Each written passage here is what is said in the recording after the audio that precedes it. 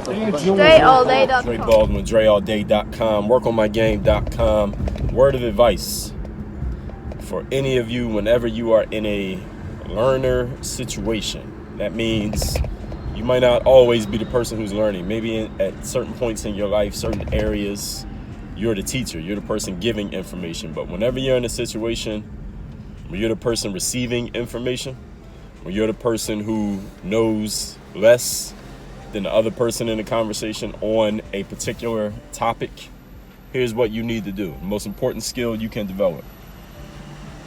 Shut the fuck up. Shut the fuck up. That means stop talking. Stop offering your advice. Stop offering your intelligence. Stop offering your opinions. Stop try to add on to whatever the person who's teaching you is saying to you. Stop doing that. All of those are bad habits that will cause people who are teachers to not want to deal with you because they'll feel like you're not listening. Now, I've talked to people before who will say stuff like, sometimes people think that I'm not listening when they're giving me information because I'll say something or I'll offer some opinion or something like that, but I am listening, but they might think that I'm not listening because of my habits. And I didn't even tell that person because I didn't know them like that. But what I will say to you who's listening to this is that is a sign that you're not fucking listening. All right, it's not, they think that I'm not listening. If someone's talking to you and they think you're not listening to what they're saying, that means you're not fucking listening.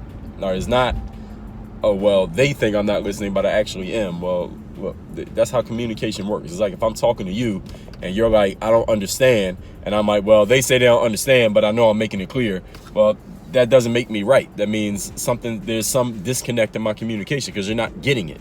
The whole purpose of communication is for the other person to get it. So if you, as a speaker, feel like people are not listening to you, you're probably just going to stop speaking.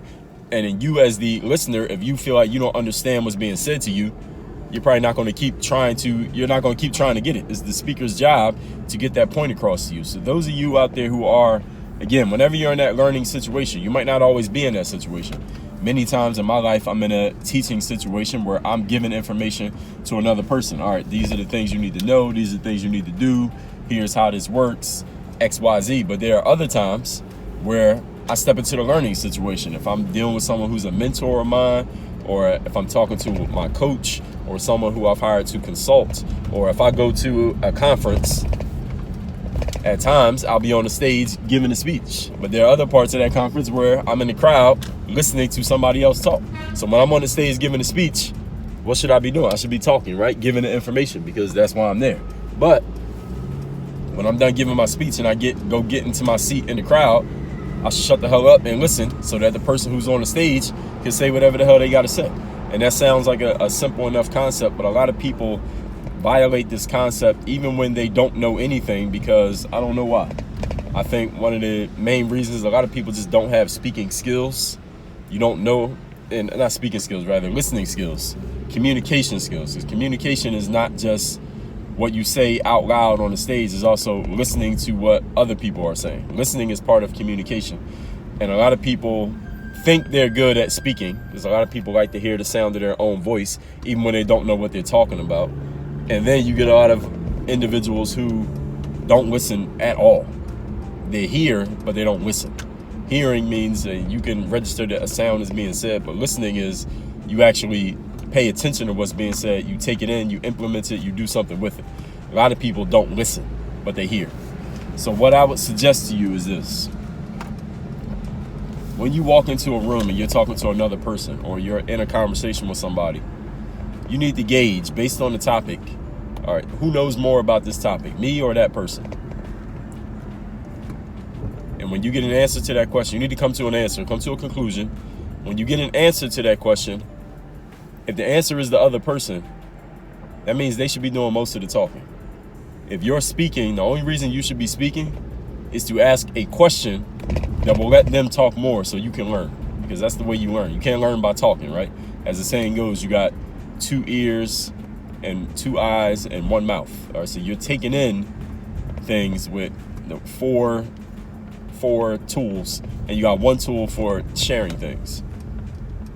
When I dealt with people who've been mentors to me, who I talk about in my books, or someone who I've hired to teach me, or if I read a book, or I go to a conference, I'm listening to somebody, the only time I'm speaking is to ask a question, an open-ended question that will get that person talking even more. Because my goal when I'm talking to someone who's smarter than me is to learn. And the only way I can learn is by letting them talk.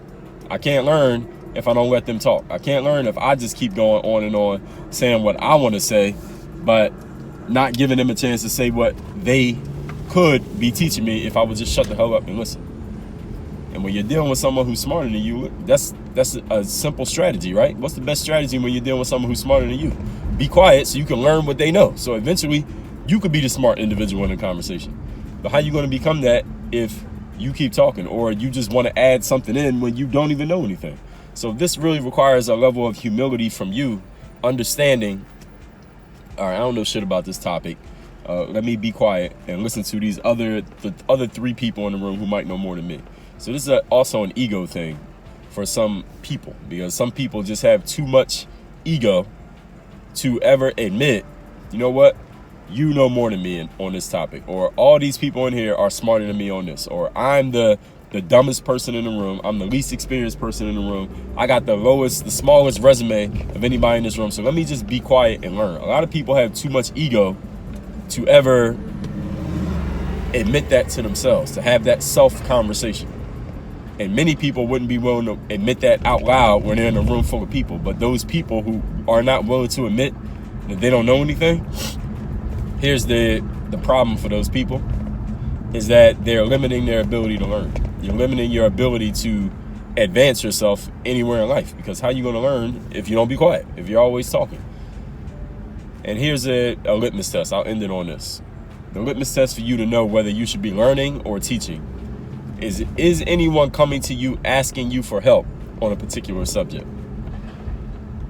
You know, I was talking to somebody recently, and they were not really listening, but they claimed that they do listen, even though they were doing way too much talking. Basically, our talking was about 40-60. I was doing about 40% of the talking. They were doing about 60% of the talking, even though I have about 90% of the knowledge on the subject that we were talking about. But this person was doing a lot of talking. This person, they just talk a lot, this individual. Don't listen too much.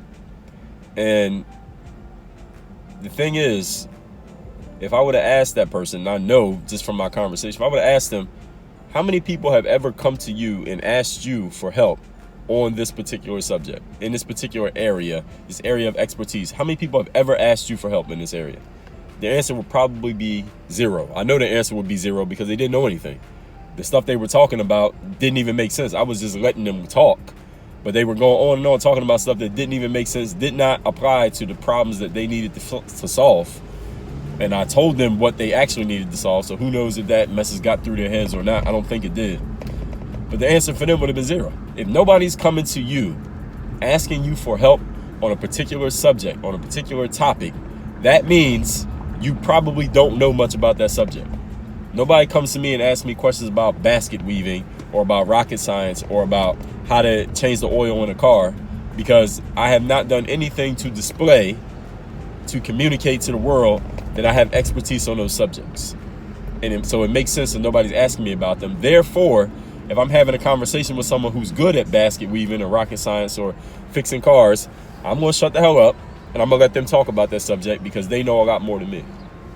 You have to be humble enough to know when you know nothing, and you got to be disciplined enough to know and to ask yourself, who's ever asked me for help on this subject? If the answer is nobody, then that means you got a lot to learn. And if you're not willing to learn it by being quiet, then you're going to stay in that state. And if that's what you want to do, that's fine. But understand, you're not qualified to teach until people are asking you to teach. Work on your game. Dre all day.